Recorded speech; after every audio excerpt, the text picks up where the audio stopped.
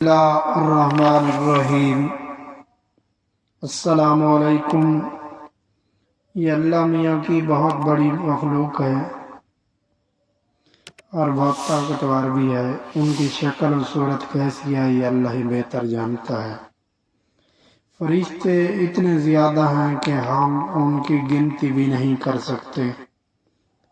یہ فرشتے کچھ کھاتے پیتے بھی نہیں، کیونکہ اللہ تعالیٰ نے ان کو ایسا ہی بنایا ہے۔ یہ صرف اللہ تعالیٰ کی ہی عبادت کرتے رہتے ہیں۔ لاکھوں فرشتے اس طرح عبادت کرتے رہتے ہیں جس طرح نماز میں کھڑے رہتے ہیں، اور قیامت تک اسی طرح کھڑے کھڑے اللہ تعالیٰ کی تعریف بیان کرتے رہیں گے۔ کرنے کا ارادہ کیا تو اس نے فرشتوں سے کہا، میں دنیا میں ایک نائب خلیفہ بنانا چاہتا ہوں۔ فرشتوں نے کہا، اے اللہ، تو دنیا میں ایسے شخص کو نائب بنانا چاہتا ہے جو خرابیاں کرے اور خون کرتا پھرے۔ ہم تیری تعریف کرنے کے ساتھ تیری تسبیح اور پاکی بیان کرتے رہتے ہیں۔ اللہ میاں نے فرمایا، میں وہ باتیں جانتا ہوں جو تم نہیں جانتے۔ اللہ میاں نے حضرت آدم علیہ السلام کو سب چیزوں کے نام سکھا دیے۔ پھر ان فرشتوں کے سامنے گیا اور فرمایا، اگر تم سچے ہو تو مجھے ان کے نام بتاؤ۔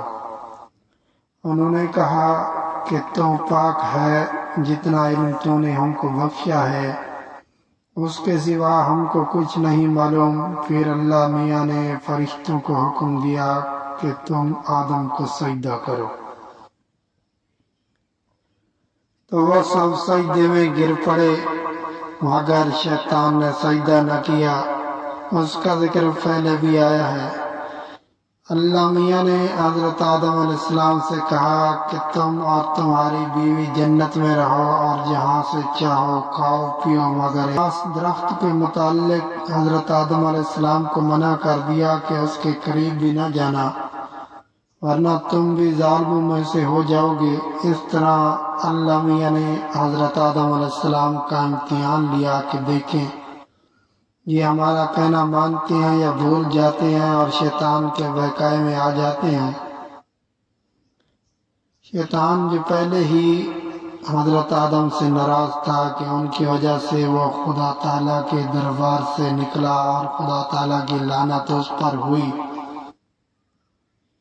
اور اس نے قسم کھائی تھی کہ میں حضرت آدم اور اس کی اولاد کو قیامت تک بہکاتا رہوں گا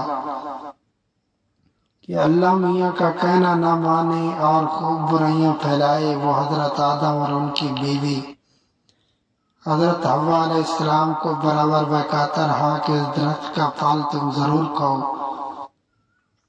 اس کے کھانے سے تم فرشتے بن جاؤ گے، جنت میں سے کبھی نہ نکلو گے۔ آخر ایک دن حضرت آدم علیہ السلام اور ان کی بیوی حضرت حوا بھول سے شیطان کے بہکائے میں آ گئے اور درخت کا پھل کھا لیا۔ پھل کھاتے ہی دونوں ننگے ہو گئے اور درخت کا لباس اور جنت کا لباس ان کے بدن سے غائب ہو گیا، اور وہ جنت کے پتوں سے اپنے بدن کو چھپانے لگے۔ اللہ تعالیٰ نے حضرت آدم علیہ السلام سے کہا کہ ہم نے کہہ دیا تھا کہ اس درخت کے پاس بھی نہ جانا، اور شیطان کے کہنے میں نہ آنا، وہ تمہارا دشمن ہے۔ تم اس کے کہنے میں آ گئے، اب تم اور حوا جنت سے چلے جاؤ اور دنیا میں جا کر رہو۔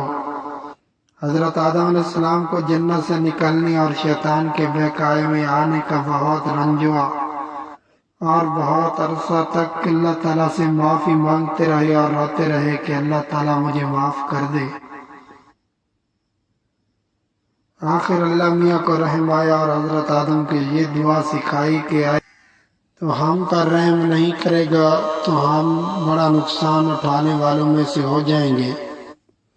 تو حضرت آدم نے یہ دعا بہت گڑ گڑا کر مانگی، اور اللہ میاں تو بہت رحم کرنے والے ہیں۔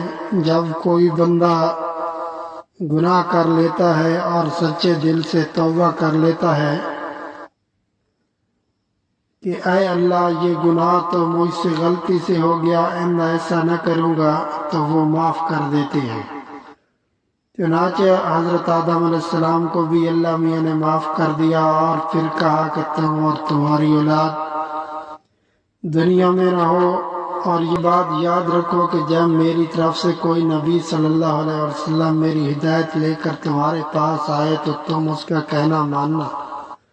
جو میرے بھیجے ہوئے نبیوں کا کہنا مانے گا اس کو پھر نہ کوئی خوف ہوگا اور نہ غم ہوگا، اور جو لوگ میرے نبیوں کی بات کو نہیں مانیں گے اور ہماری آیتوں کو جھٹلائیں گے وہ دوزخ میں جائیں گے اور ہمیشہ اسی میں رہیں گے۔ اس کے بعد حضرت آدم علیہ السلام اور حضرت حوا دنیا میں رہنے لگے، خوب جی لگا کر اللہ کی عبادت کرتے۔ ان کی اولاد،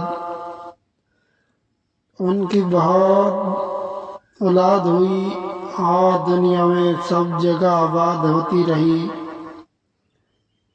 حضرت آدم علیہ السلام اپنی اولاد کو یہی بات بتاتے رہے کہ تم شیطان کے بہکاوے میں نہ آنا، وہ ہمارا دشمن ہے اور ہم کو بری باتیں کرنے کے لیے بہکاتا رہتا ہے۔ ہمیشہ اللہ کی عبادت کرنا، سچ بولنا، کسی پر ظلم نہ کرنا، ایک دوسرے کے نیک کاموں میں مدد کرتے رہنا۔ آخرکار حضرت آدم علیہ السلام 900 سال زندہ رہ کر وفات پا گئے۔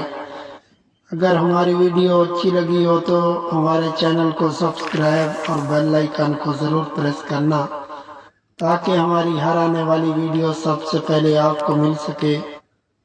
اللہ آپ کا حامی و ناصر ہو، اللہ نگہبان۔